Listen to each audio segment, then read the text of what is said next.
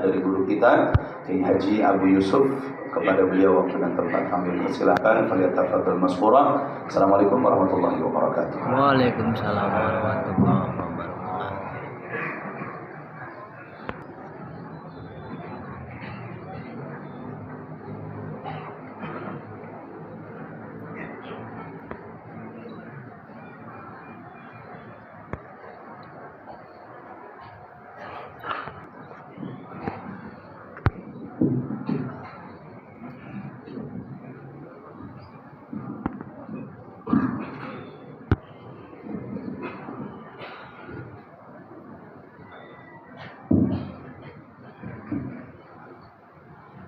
Assalamualaikum warahmatullahi wabarakatuh.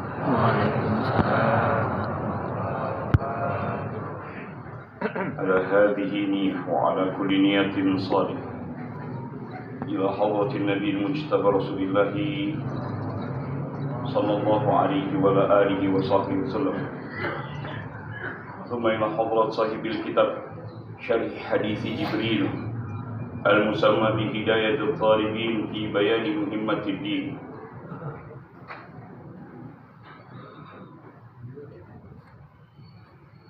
العلامة المحقق أجل الله حبيب زين بن إبراهيم بن سمير وصاحب الكتاب بداية الهداية لشيخ الإمام حجة الإسلام أبي حامد محمد بن أحمد الغزالي رضي الله تعالى عنه ونفعنا بهما وبعلومهما في الدارين. الفاتحة.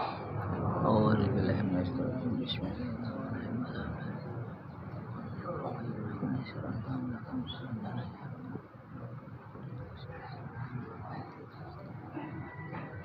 ثم إلى حضرات شيخنا أستاذنا ومعلمنا ومهذبنا ومربينا ومرشدنا عبد الله بن محمد نور بن محمد إدريس الناصر بن جنيدي الحافظ الحج شيخنا وسيدنا مربي روحنا المغفور له في حج محمد حسني تمرين فتمة جاء البنجد في مشايخنا ومشايخنا صلى حضرات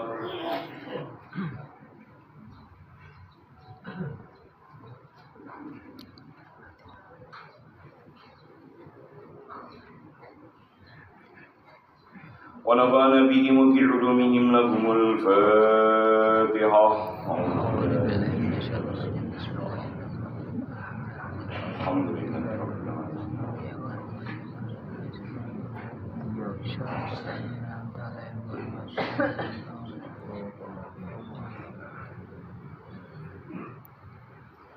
أعوذ بالله من الشيطان الرجيم. بسم الله الرحمن الرحيم.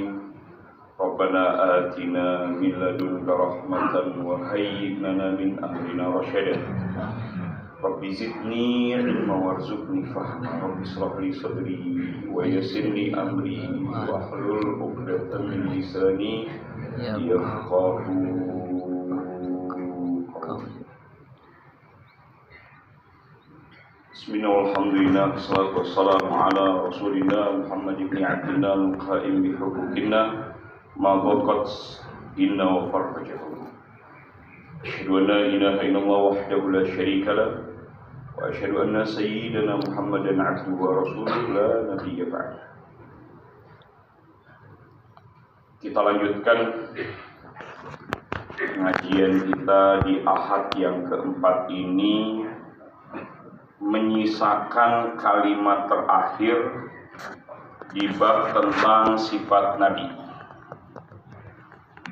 Dan kemudian kita akan lanjutkan ke bab berikutnya di bagian awal.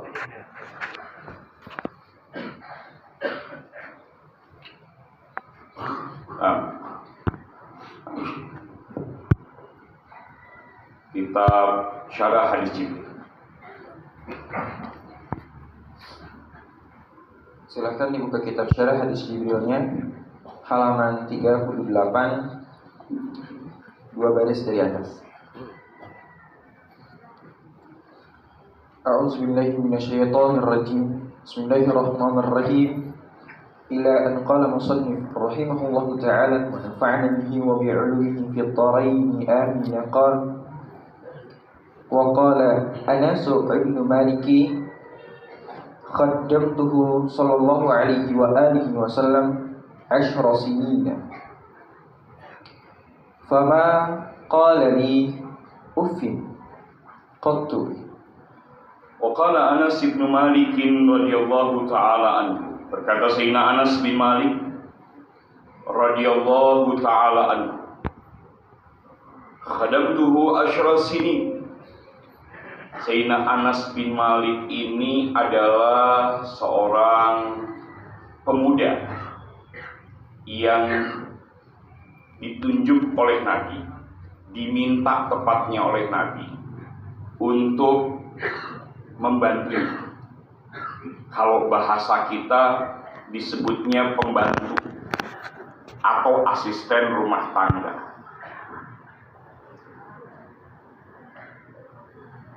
Sayyidina Anas ini lebih tepatnya jadi asisten pribadinya Nabi dalam urusan-urusan tertentu terkait dengan diri Nabi. Dan masih muda. Orang yang masih muda itu banyak belajar dan terkadang salah atau bahkan sering salah. Tapi hebatnya bagaimana Nabi memposisikan diri sebagai pendidik untuk Sayyidina Anas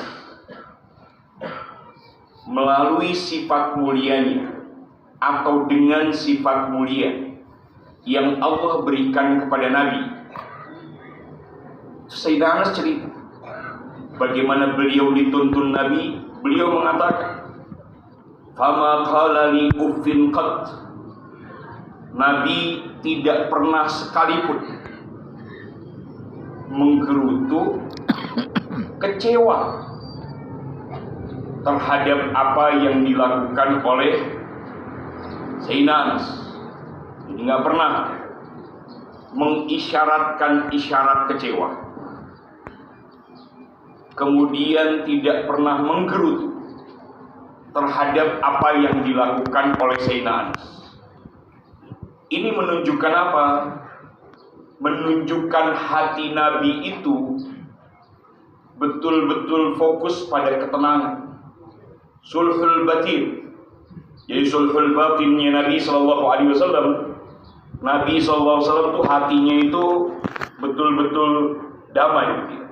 Di sulhul batinnya Nabi itu masya Allah. Nabi itu menahan keluh kesah meskipun kecil.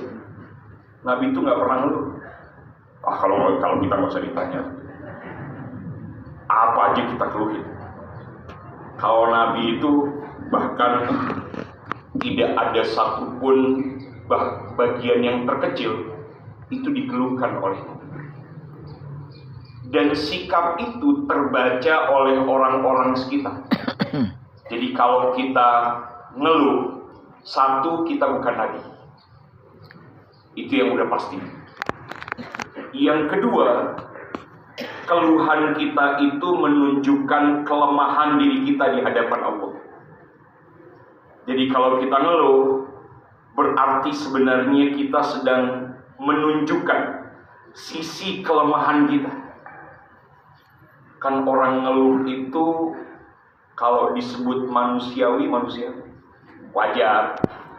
Saya ngeluh, ibu ngeluh, bapak ngeluh, itu wajar. Minimalnya narik nafas, engap terhadap apa yang sedang kita hadapi.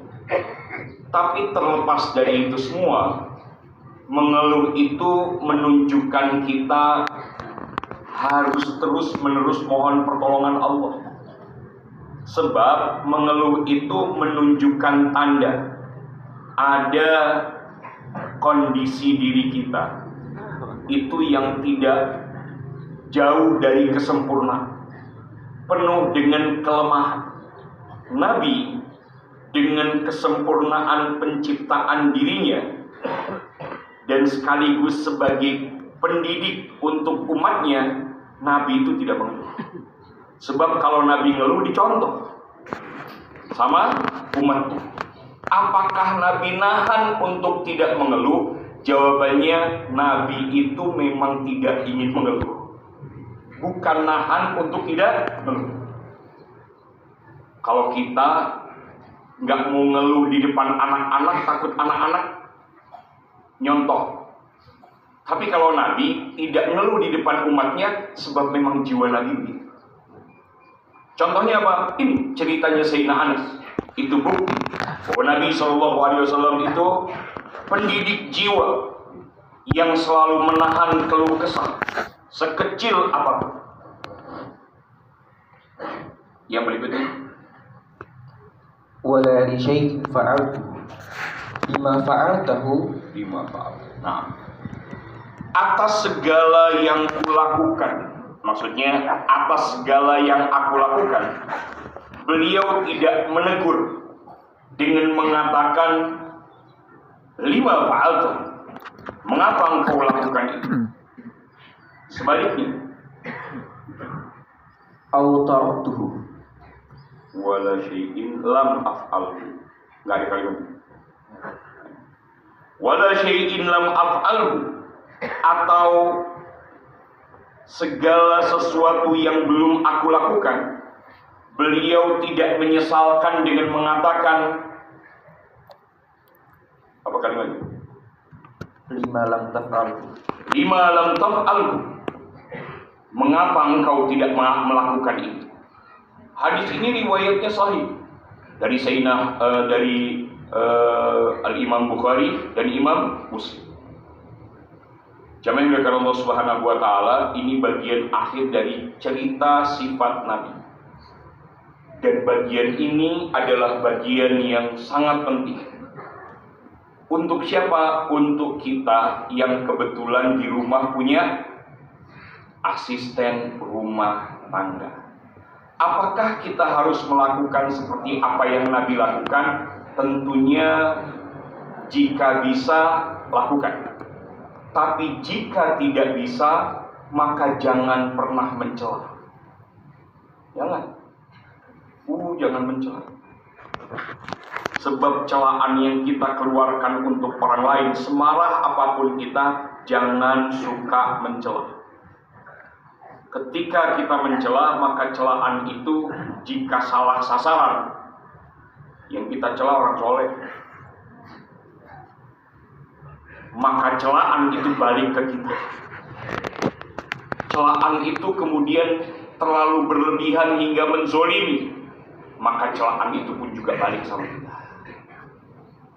Orang yang suka mencela, merendahkan orang lain dengan bahasa celaan, itu berbahaya. Sebab bisa jadi dia bukan hanya mencela orang lain, tapi nanti dia ikut mencela orang-orang sekitarnya. Siapapun dicela sama dia. Dan itu berbahaya, itu sangat amat berbahaya. Jadi kalau ibu bapak punya asisten rumah tangga, ajar aja. Dikasih tahu sekali, kasih tahu 2 kali, nggak bisa 3 kali ganti. Lebih maslahat diganti dan kemudian kita tercegah dari celaan daripada kita mempertahankan dan terus makan hati. Ada orang nggak bisa diajak, tapi kalau nggak bisa diajak juga jangan dicela, ganti aja, cari yang lain. Maaf, sepertinya nggak bisa dilanjutin. Ibu mau cari yang lain, ya selesai. Nanti mudah-mudahan dia belajar tempat yang lain, dia belajar pelajaran yang baru, dan seterusnya. Iya, dan seterusnya. Begitu juga di tempat-tempat kita bekerja. Ada orang-orang yang di dalam pekerjaannya tidak mau belajar, bukan tidak bisa belajar, nggak mau. Kalau nggak bisa belajar, tinggal diajarin sampai bisa. Ini mah nggak mau belajar, telinganya nggak mau dipakai, matanya nggak mau dipakai. Model kayak begini itu diistirahatkan. Iya, repot Pak. Sebab bekerja sama orang yang tidak mau itu akan menghambat segala. Bukan jahat, mungkin dia nggak cocok dengan pekerjaan ini. Ada pekerjaan yang lebih cocok buatnya, tapi di sini nggak ada yang cocok buat dia pekerjaan ini. Sebab sudah dipindahkan dari satu departemen ke departemen yang lain, tetap sama. Dia tidak mau belajar, nggak mau belajar. Bukan tidak bisa, tapi tidak mau belajar. Sebab belajar itu kan sebenarnya gampang, Pak. Apa yang susah dari belajar? Asal mau. Seseorang, apapun, siapapun di dunia ini selalu mulai dari nol, nggak tahu apa-apa. Datang ke dunia ini nggak tahu apa-apa, nggak ngerti apa-apa. Saat dia datang, Allah sodorkan segala hal yang bisa dia pelajari. Asal mau, asal dia fokus, bisa. Anak-anak itu belajar 3 tahun di SMA itu sebenarnya bisa belajar cuma 3 bulan. Bisa, asal otaknya kuat aja. Dulu ada kelas namanya akselerasi, yang harusnya 3 tahun jadi 2 tahun. Bisa nggak? Oh, banyak kok yang berprestasi. Tapi tentunya dengan syarat bahwa secara akademik, secara kemampuan gitu ya, kemampuan akademiknya itu memenuhi syarat. Kemudian dia secara emosional juga memenuhi syarat. Sebab kalau tidak memenuhi syarat agak repot. Sekarang sudah nggak ada itu akselerasi. Semua itu bisa asal orangnya mau. Tidak ada yang tidak bisa, semuanya bisa. Asal tekun, asal mau. Pokoknya kalau nggak mau ya sudah, nggak mau. Di situ dia kayak gedebok pisang.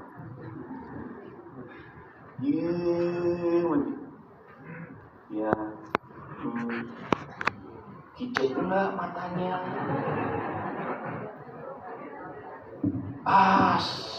Repot kayak gitu. Yang sedih kalau ada anak muda model kayak gitu. Anak muda itu kan potensinya besar, tenaganya masih. Kita ini udah gak bisa, Pak. Sholat 100 rakaat, kalau rakaat itu sholat apa namanya? Sholat khair. Iya betul, masih semangat. Pulang sakit, Pak. Sholat betul di majelis semangat. Kenapa? Karena ada dorongan. Banyak orang sih. Beres saya langsung narik napas. Alhamdulillah gitu ya. Itu teh sholat. Nggak kuat. Kita udah 50 tahun ke atas ini nggak kuat berlama-lama. Diri kesemutan. Ini bapak-bapak ibu duduk di lama aja semutan. Nggak kuat. Anak muda masih kuat. Tapi sayang, tenaganya dialihkan ke tempat yang lain. Sayyidina Anas dari kecil tenaganya dididik oleh Nabi untuk diarahkan ke tempat yang tepat. Bahkan dia belajar tentang bagaimana kemuliaan diri Nabi. Kan Sayyidina Anas bilang, waktu aku megang tangan Nabi, itu tangan Nabi lebih halus daripada sutra. Tangan Nabi itu disentuh lebih halus daripada sutra. Pertanyaannya, apakah ibu-ibu bisa nyentuh tangan Nabi? Apakah tangan Nabi nanti di akhirat tetap tidak bisa disentuh? Sebab tangan Nabi SAW itu adalah tangan mulia yang tidak bisa disentuh, yang ghaira mahram. Apakah akan begitu? Ini tanya aja sama Rasulullah SAW. Ya Rasulullah, boleh dipegang tidak gitu ya? Tanya sama Rasulullah. Kalau kata Rasulullah jangan aja. Kita lanjut. Nah, kita lanjut bab berikutnya. Sebenarnya ada bab yang hilang dari kitab ini, tapi sudahlah, itu ya, nanti kita akan bahas di waktu yang lain. Bab tentang jawami'ul kalim, perkataan Nabi singkat tapi padat, dan kemudian memiliki makna yang sangat luas. Ngomong dikit tapi maknanya luas, bisa dimaknai dalam berbagai hal. Lanjut. Bismillahirrahmanirrahim. As-salat. As-salat. Apa saya salah dengar? As-salatu. Ya, as-salat atau as-salat. Salat. Pembahasan kita mulai dari di dalam kitab ini membahas salat.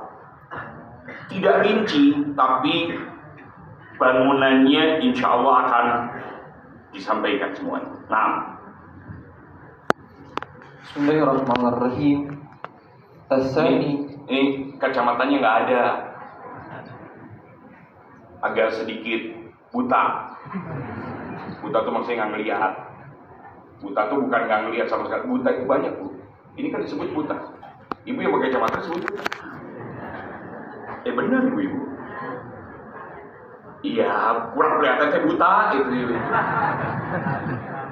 Orang yang nggak bisa ngelihat pakai mata hati disebutnya apa? Buta. Buta hati. Orang yang kalau buka kacamata nggak ngelihat namanya buta mata. Ibu kesinggung sih. Aneh ibu teh gitu. Bener ibu saya pakai kacamata. Kalau dibuka kacamata teh nggak ngelihat, bener. Rata nggak ngelihat ini siapa nggak tahu. Pengennya sebegitu biar mata ini nggak ngelihat macam-macam gitu ya. Tapi nggak kelihatan tuh kumaha gitu. Ini min 5, ini min 6, ini min 6, ini min 5. Nggak ngelihat. Makanya disebutnya buta mata. Kesinggung ibu-ibu buta gitu. Ini nggak ngelihat. Jadi kita sadar bahwa mata ini memang ternyata tidak gitu ya. Gara-gara gegayaan pengen pakai kacamata. Iya, Bu. Dulu tuh SMP saya gegayaan pengen pakai kacamata supaya kelihatan lebih ganteng gitu. Akhirnya tidak bisa lepas, Pak, gini, Pak. Saya nggak tahu. Waktu itu pengen gegayaan pakai kacamata. Oh enggak ya, aman lah kalau gitu. Jangan ikut Abi lah gitu ya. Jadi akhirnya sekarang nggak bisa lepas dan terus naik. Sekarang udah plus, min plus, plusnya 1. Tapi udah nggak bisa baca loh, susah gitu. Nah, jadi kalau salah baca kacamatanya nggak ada. As-salatu na'am. As-tsani min arkanil Islam. Tiang yang kedua dari bangunan Islam adalah Iqamatus shalah. Iqamatus shalah. Diartikan dalam bahasa Indonesia mendirikan sholat. Jadi bukan sekedar sholat itu gerakan, tapi menegakkan. Apa yang ditegakkan di dalam sholat? Yang ditegakkan di dalam sholat itu adalah cahaya. Jadi kita sholat itu sedang menegakkan cahaya. Diingat ibu-ibu sekalian, kalimatnya Imam Ghazali mengatakan orang yang sholat itu berarti dia sedang menegakkan sholat. Menegakkan sholat berarti menegakkan tiang cahaya. Di mana tiang itu? Di dalam hati. Bagaimana tiang itu bisa terbangun? Jawabannya dengan cara khusyuk. Dan kita sudah bahas beberapa waktu yang lalu, bahkan sering saya ulang di berbagai majelis, kita ini tidak bisa khusyuk 100% nggak bisa. Baru takbiratul ihram sudah hilang, entah kemana. Pikiran kita nggak tahu kemana, mulutnya ngomong, baca Fatihah, tapi habis itu kita lupa udah baca Fatihah atau belum. Tadi teh sudah beres Fatihah karena kebiasaan baca surat kayak biasa kulhu. Sebab ada surat yang lain yang sering dibaca teh itu. Tapi karena nggak tahu pikiran kemana, kita nggak sadar, kita udah baca surat atau belum. Itu sering sekali terjadi. Pertanyaannya, terus bagaimana sholat kita? Maka sholat kita akan dihitung saat kita sadar saja. Jadi sholat kita yang kita lakukan sholat itu akan dihitung waktu kita sadar. Waktu kita nggak sadar nggak dihitung. Jadi kalau kita sadarnya takbiratul ihram, berarti yang dihitung takbiratul ihram. sadar lagi tahiyat akhir, berarti yang dihitung adalah tahiyat akhir. Ternyata baru 2 yang sadar, yang lainnya nggak sadar Pak, yang lainnya nggak sadar. Itu masalah. Nah, kecuali sholatnya sholat jamaah, mau sadar, mau nggak sadar, mau khusyuk, mau tidak khusyuk, maka pasti akan diterima sempurna. Begitu ceritanya. Itu dia yang disebut sholat jenazah. Sholat jamaah itu lebih baik 25 atau 27 derajat. Sebab pasti diterima. Pasti diterima. Sampai pun imamnya nggak khusyuk, imamnya nggak khusyuk. Imamnya lagi ingat utang, Pak. Ya Allah. Sampai imam teh berbelit baca apa namanya, baca ayat. Sebab lagi ingat yang lain. Meskipun imamnya kayak begitu, tetap diterima sempurna. Jadi tiang cahaya di dalam hati. Di dalam khusyuk itu ada rahasia yang Allah titipkan masuk ke dalam hati. Gerak badan ini itu hanya terjemahan lahiriah saja. Tapi menjadi keabsahan sholat, iya. Gerak badan itu terjemahan lahiriah. Sirnya ada di setiap gerakannya, berdirinya, rukuknya, i'tidalnya, sujudnya, duduk di antara dua sujud. Itu setiap di bagian gerakannya ada rahasia-rahasianya, nanti dibahas oleh Imam Ghazali. Satu-satu dibahas. Jangan sekarang, nanti udah beres kitabnya. Jadi ada bagian nanti Imam Ghazali membahas apa sih sirnya berdiri, apa sirnya pada saat rukuk, i'tidal, sujud, duduk di antara dua sujud. Itu masing-masing ada rahasianya. Yang rahasia itu kemudian dititipkan ke hati. Ada yang sekedar titik, ada yang sampai penuh itu hati dengan rahasia sholat. Hingga Nabi kemudian mengatakan sholat itu adalah merupakan permata hati bagi Nabi. Terus, wa ma'na iqamatiha mulazamatuha wal mudawamatu 'alaiha. Yang dimaksud mendirikan sholat adalah merawat sholat dengan hati, dan kemudian terus dawam, dirawat betul-betul dan terus menerus tidak berhenti. Terus fi awqatiha al-mahdudati, tekun di setiap waktu yang sudah ditentukan oleh Allah Subhanahu wa ta'ala. Jami'illah Allah, orang yang melaksanakan sholat pada waktunya, tidak keluar waktunya, berarti dia memegang amanah waktu. Orang yang tidak sholat nggak bisa dipegang kata-katanya. Orang yang tidak sholat tidak bisa dipercaya apa yang diungkapkannya sebagai sesuatu yang penting dan rahasia. Sebab dia nggak punya, masih nggak megang amanah. Jadi orang yang melaksanakan sholat pada waktunya itu adalah orang yang memegang amanah waktu. Siapa saja yang menepatinya, maka apa yang dilakukannya itu disaksikan oleh malaikat. Jadi malaikat itu menyaksikan sholat kita. Banyak malaikat menyaksikan amal kita tuh banyak. Bahkan yang menarik bahwa sekalian, saat kita membaca ayat Al-Quran, apakah ayat Al-Quran itu kita baca pada saat sholat, atau kita baca di luar sholat, kita baca dalam keadaan berwudu, kita baca tidak dalam keadaan berwudu, maka maka bacaan Quran itu dihadiri oleh malaikat. Kenapa dihadiri oleh malaikat? Sebab malaikat tidak diberikan kemuliaan membaca Al-Quran seperti manusia. Dan ketika mereka ingin mendapatkan pahala membaca Al-Quran seperti manusia, mereka harus duduk halaqah di tempat-tempat orang yang sedang baca Al-Quran. Maka ibu-ibu, bapak-bapak, kalau baca Al-Quran pakai adab.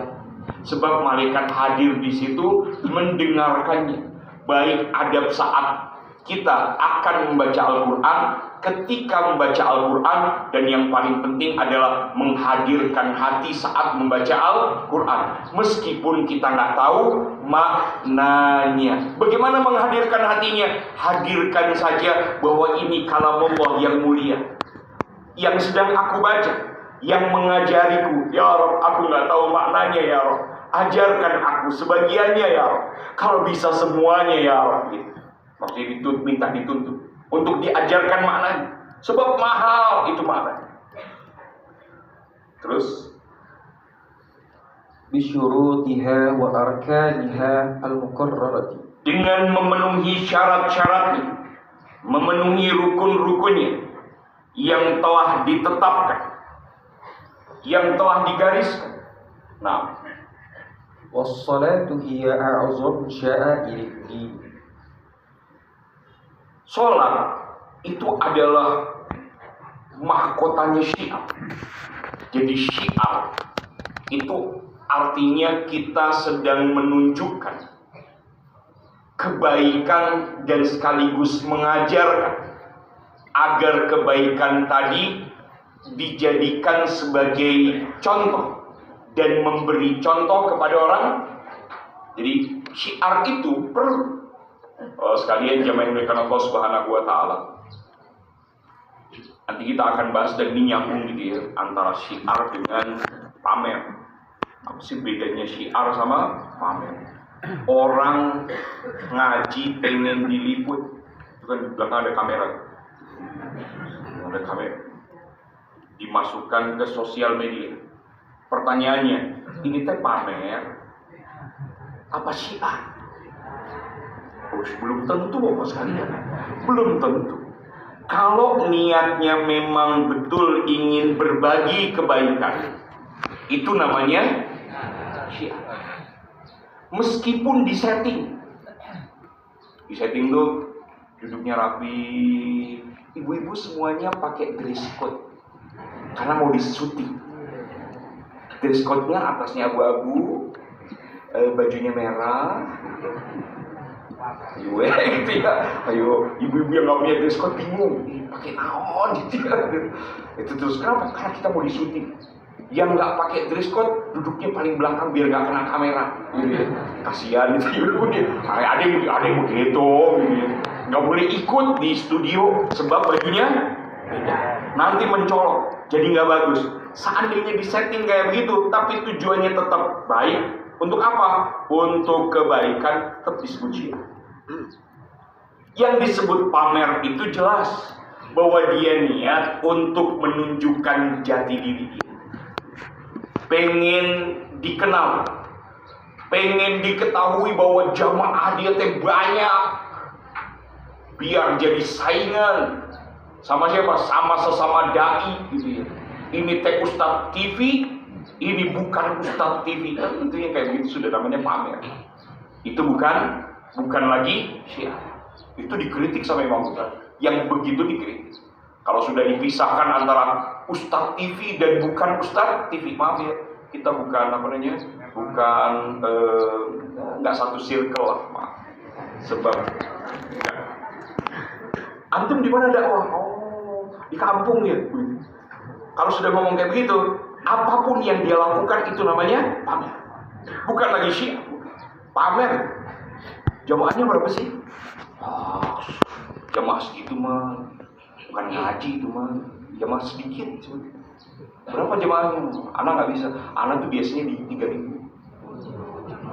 Minimal anak tuh 500. Kalau cuma 30 mah bukan level anak, yang cari aja yang lain. Ya, begitu tuh ngomong gitu. Itu namanya pamer, bukan syiar. Apapun yang dia lakukan, kapanpun dia lakukan, dimanapun dia lakukan dia dakwah, itu namanya pamer, bukan syiar. Sebab dari kata-katanya udah keluar, ikrar bahwa dia pamer.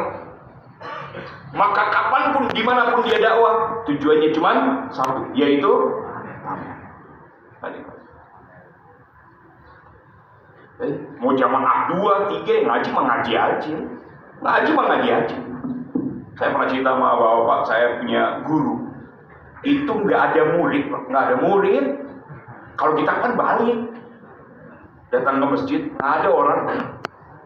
Jam 4 datang, jam setengah 4 datang itu, beliau mulai ngaji jam 4, itu nggak ada yang datang jamaah. Nggak ada yang datang. Tidak ada satupun yang datang. Nggak tahu kenapa. Saya hadir sama dia. Dan kata beliau, ngaji mah tetap. Beliau nyalain itu, toa masjid, ajar beliau. Kalau orang lihat dari luar tuh kayaknya banyak gitu. Sebab suaranya keluar gitu. Tapi nggak ada orang. Kata beliau, malaikatnya hadir. Di sini malaikat hadir. Saya nggak nanya, mana sama mana gitu. Ada hadir di situ. Malaikat ikut. Jadi nggak usah nyari pengajian yang khusus kalau jamaahnya banyak. Jadi itu namanya pamer, bukan syiar. Terus. Wa afdalu ma yutaqarrabu bihi ila rabbil alamin. Wa afdalu ma yutaqarrabu bihi ila rabbil alamin. Dan yang paling utama yang dapat menjadikan diri kita mendekat kepada Allah Subhanahu wa taala. Salat itu adalah amalan yang membuat kita semakin dekat dengan Allah. Terus Fa'an ibn Mas'ud radhiyallahu anhu qala. dari Sayyidina Abdullah bin Mas'ud radhiyallahu taala anhu qala, Sa'altu Rasulullah sallallahu alaihi wa alihi wasallam. aku bertanya kepada Rasulullah sallallahu alaihi wasallam, Ayyul amali ahabbu ila Allah? amal apa yang paling dicintai oleh Allah? Wa fi riwayatin afdal. Dalam riwayat redaksinya bukan ahabu tapi afdal. Amal apa yang paling utama di sisi Allah Subhanahu wa taala? Faqala as-salatu liwaqtiha. Salat pada waktunya, tidak keluar waktunya. Jangan sampai sholat zuhur 2 rakaat di waktu zuhur, sisanya di waktu asar. Meskipun di dalam fikih itu disebut kita sudah sholat zuhur, itu meskipun cuma dapat 1 rakaat. Jadi kita sholat zuhur di ujung waktu, tapi sudah dapat 1 rakaat, kita disebut sholat adaan bukan qadha. Fikih mengatakan hal itu. Jadi kalau kita sholat di ujung waktu, waktunya tinggal dikit, pas kita sholat, adzan di tengah-tengah sholat, tapi sudah terlaksana 1 rakaat, maka sholat kita tidak disebut qadhaan, tapi disebutnya adaan. Fikih menyebut begitu. Meskipun begitu, jangan sampai masa sebagiannya ada di waktu lain. Ya Allah ya Rabbi. Dan itu jadi kebiasaan. Pokoknya zuhur itu selalu digeser waktunya. Maghrib juga begitu, sampai menjelang azan. Ini mah enggak, lebih parah lagi. Sholat subuh itu waktu duha. Tahu dari mana? Ada spionnya. Kan kalau sholat subuh ada spionnya. Wah, Madinah di mana ada ini? Wah, Abina kata aku, bapaknya bilang ini sholat duha. Ternyata dia sholat subuh. Soalnya ada gunutnya. Astagfirullah. Begitu. Kerjaan ya Allah ya Rabbi, kenapa sih begitu? Apa yang salah gitu? Kita ini kalau sudah niat dibangunkan sama Allah pasti bangun. Secapek apapun kita pasti bangun. Kecuali kalau sudah sangat amat lelah, itu uzur namanya. Tapi kalau sudah niat bangun nggak? Pasti bangun. Nggak mungkin enggak. Capek, ini baru tidur jam 2. Subuh bangun nggak? Sambil pusing bangun. Habis itu kemudian sholat, ya Rabb, uzur ya Rabb, pengen tidur lagi ya Rabb. Ini nggak pernah tidur pada subuh ya Rabb. Tapi ini pusing kepala ya Rabb, tidur. Uzur namanya. Terus Rawahu Syaikhani. hadis riwayat Imam Bukhari dan Imam Muslim. Wa warada inna awwala ma yuhasabu bihi al-'abdu yawmal qiyamati as-salatu. Dan riwayat Imam Tabrani, hadis disampaikan oleh Nabi Muhammad SAW,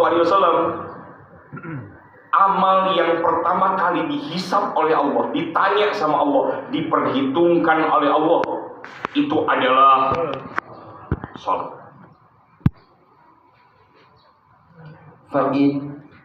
Fa'in salaha sa'iru amali. Ketika salatnya baik, maka amal yang lain juga dianggap baik. Sebab orang itu barometernya sholat. Orang itu kalau pengen dilihat ini orang baik atau enggak, gampang sholat. Zaman sekarang itu lebih parah, itu luar biasa ya. Parahnya lebih, Pak, orang sholat zuhur saja disebut orang baik, Pak. Zuhur doang. Mungkin kalau orang sholat 5 waktu disebut Rabbul Alamin gitu ya. Orang sekarang itu sholat zuhur itu, saking susahnya melaksanakan sholat, orang sholat zuhur saja disebut orang baik. Oh, ente baik amat ya, soleh ente, soleh disebutnya soleh. Ya Allah ya Rabbi. Anak santri keluar dari pesantren, awal-awal keluar gitu. Beres awal-awal keluar, kecuali mereka yang istiqomah, itu biasanya masih rajin sholat duha. Sholat duha gitu ya. Terus kata teman-temannya, ente mah wali disebutnya. Saking parahnya orang meninggalkan sholat. Ngelihat anak laki-laki, kan laki-laki itu kepala rumah tangga atau calon kepala rumah tangga, yang sholatnya rajin, bener, itu harus diteliti dulu. Ibu-ibu kalau pengen nyari mantu, teliti dulu sholatnya. Jangan yang lainnya, gak usah tanya berapa duitnya, gak usah tanya sholatnya. Ini sholat, bener sholat, iya.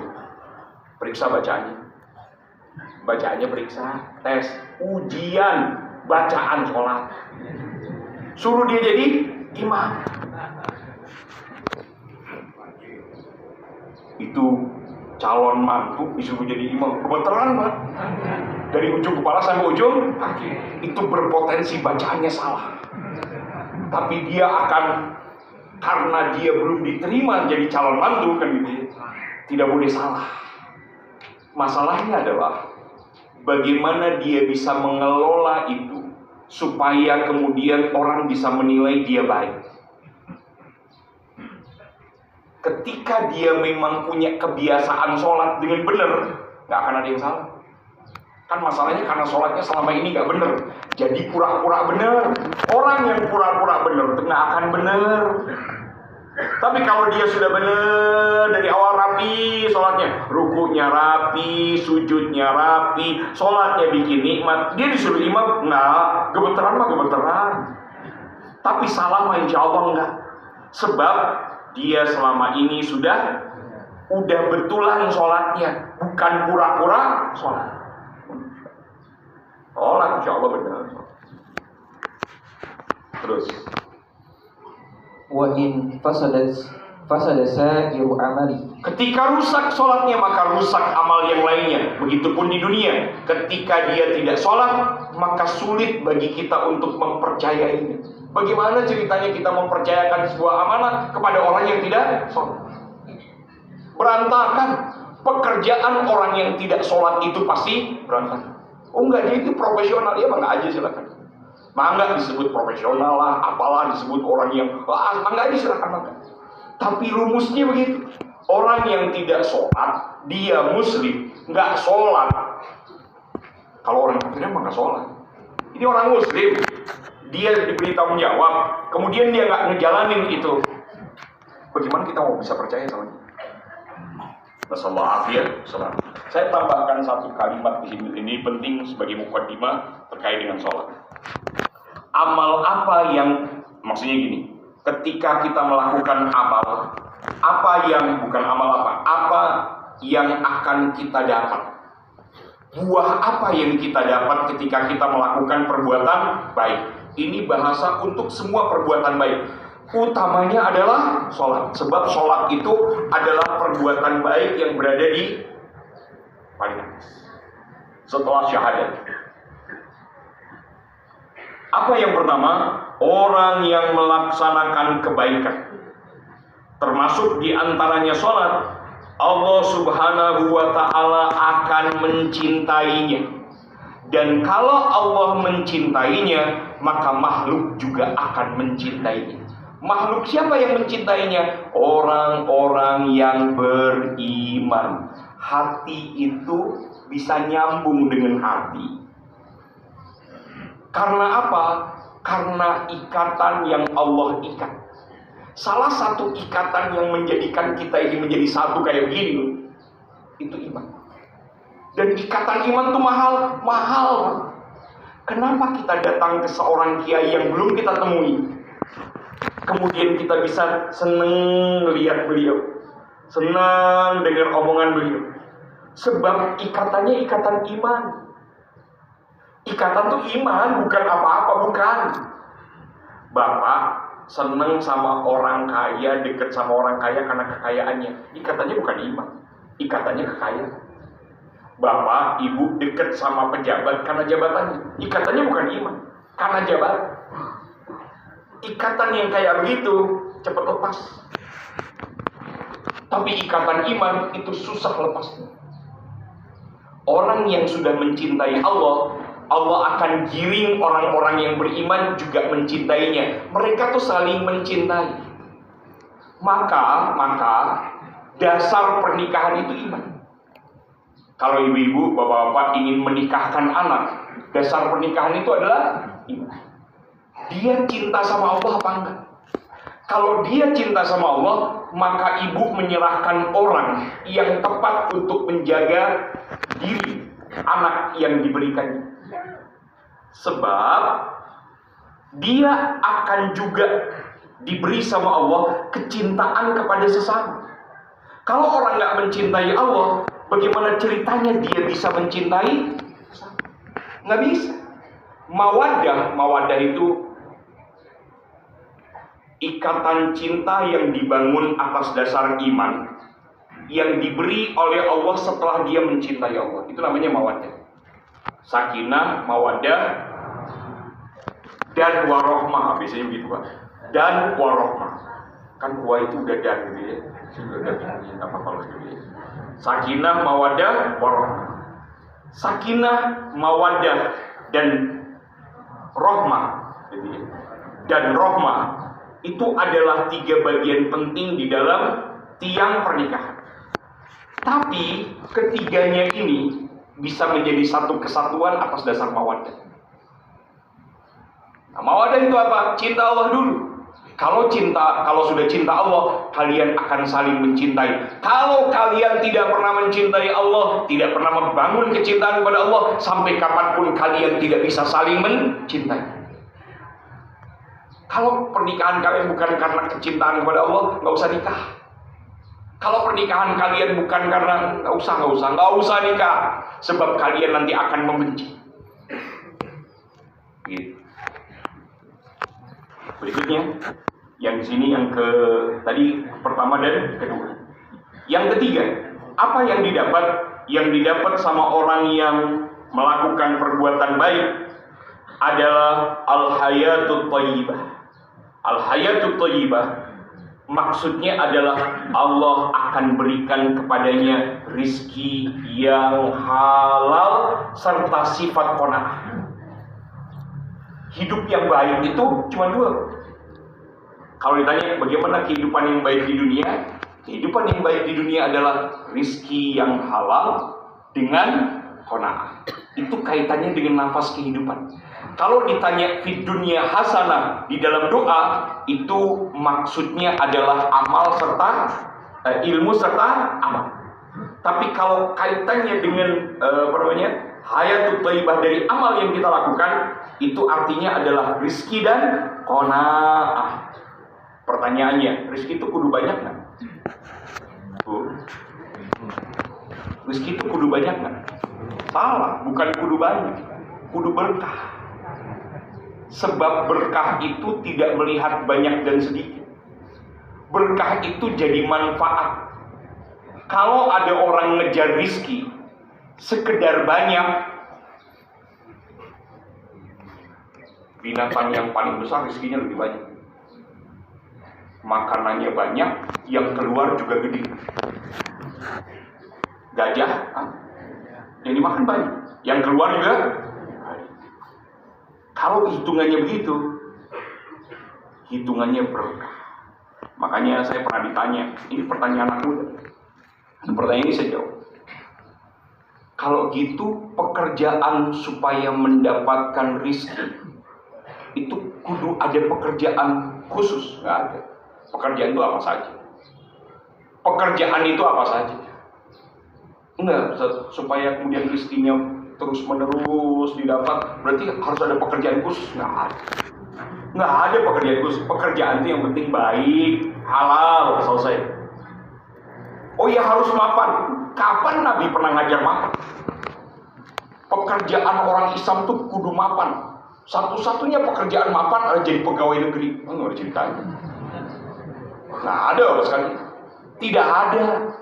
Bukan itu pekerjaan. Pekerjaan itu semua pekerjaan tanpa terkecuali. Berarti yang dagang itu nggak mapan. Sebab kadang naik, kadang turun.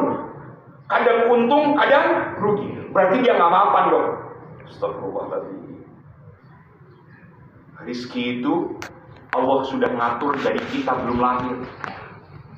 Kerja itu bukan ngejar apa yang nanti Allah beri, bukan. Sampai kapanpun kita nggak ngejar. Kita itu bekerja untuk membagi kemanfaatan. Saya sering ngomong ini Pak, berulang-ulang. Supaya anak muda jangan ngabisin waktu untuk ngejar duit. Duit bagian dari rezeki, itu udah diatur sama Allah. Duit itu bagian dari rezeki. Allah sudah atur. Kerja bagi manfaat. Makanya manajemen kiai sama manajemen modern beda Pak. Kalau manajemen kiai itu, kalau dia kerja, maka apapun yang dia sudah kerjakan sebagai tanggung jawabnya selesai, dia tetap akan bekerja, nyari orang yang mau dibantu, mau bantu. Apa yang belum beres? Ada yang belum beres? Apa yang mau dibantu? Nih, apa yang lagi mau dibantu? Itu manajemen kiai. Kerjanya manajemen kiai itu begitu Pak. Kalau manajemen modern, enggak. Maaf ya, saya nggak digaji untuk itu. Maaf ya, bukan job desk saya. Nggak ada tuh Pak, pekerja ke manajemen kiai pakai job desk, nggak ada. Pekerjaan ini, kamu kerjain ini, udah beres, kamu bantu orang lain. Bantu orang lain. Nggak digaji untuk itu, nggak ada urusan. Nggak ada urusan. Tidak ada urusan. Itu manajemen Islam begitu. Maka manajemen Islam bekerja itu adalah untuk memberi manfaat seluas-luasnya tanpa batas. Maaf ya, saya udah selesai kerja, santai-santai dia gitu ya. Woi, belum beres ya, gitu ya. Nggak gitu manajemen Islam.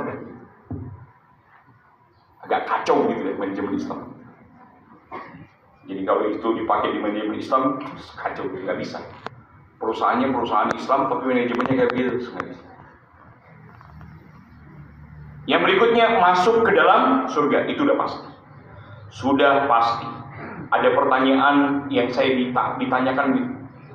Udkhulul jannata bima kuntum ta'malun. Saya jawab pakai kitab itu. Masuklah kalian ke dalam surga dari apa yang telah kalian lakukan. Tapi dalam hadis yang lain, maminkum ahadun yadkhulul jannah bi amalihi. Tidak seorang pun masuk ke dalam surga dengan amalnya. Gimana maksudnya? Saya ulangi kalimatnya.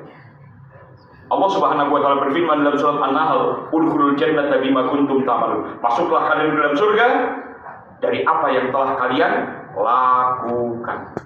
Hadis Nabi sallallahu alaihi wasallam sahih. Nabi mengatakan, "Ma minkum ahadun yadkhulul jannata bi amali." Tidak seorang pun dari kalian masuk ke dalam surga dengan amalnya. Bal bi rahmati, dengan rahmatku. Terus gimana itu? Ini hadis sama ayat gimana ini? Gimana ini? Masuk surga bukan dengan amal, kata hadis. Kata ayat Quran, masuklah kalian ke surga dengan amal. Aku paham. Saya jawab sih. Ini jawaban Imam Nawawi. Apa kata Imam Nawawi? Nggak ada yang salah. Dan tidak bertentangan. Kita masuk surga dengan amal kita. Kita masuk surga dengan amal kita. Bagaimana dengan hadis Nabi Shallallahu Alaihi Wasallam? Hadis Nabi berikutnya, hadis Nabi kemudian mengatakan, amal yang kita lakukan itu karena rahmat Allah. Amal yang kita lakukan di dunia itu karena tuntunan Allah, karena rahmat Allah, karena Allah memberi kesempatan kepada kita. Kalau kita kemudian bisa beramal dan sadar bahwa kita bisa datang ke majelis ini karena rahmat Allah, kita bisa datang ke masjid karena rahmat Allah, kita bisa sedekah karena rahmat Allah, kita bisa melakukan semua kebaikan karena kesempatan yang Allah berikan kepada kita, itu berarti kita masuk surga karena rahmat Allah. Besarnya amal kita itu sesuai dengan kesadaran kita. Allah memberikan kepada kita karunia kesempatannya. Semakin kita sadar, semakin hebat kesadaran kita bahwa ini karunia dari Allah, memberi kesempatan kepada kita, semakin besar kesempatan kita masuk ke dalam surganya. Sebab kita tahu ini bukan karena hebatnya kita, tapi karena hebatnya Allah. Kita tahu ini bukan karena tenaga kita, tapi tenaga yang Allah berikan kepada kita. Kita tahu ini bukan karena segala sesuatu yang kita inginkan, tapi ini keinginan Allah Subhanahu wa Ta'ala. Aman gitu, Pak. Itu masuk surga karena amal, yang amal tadi lahir karena rahmat. Begitu ceritanya. Wallahu a'lam. Kita lanjut, kita berikut.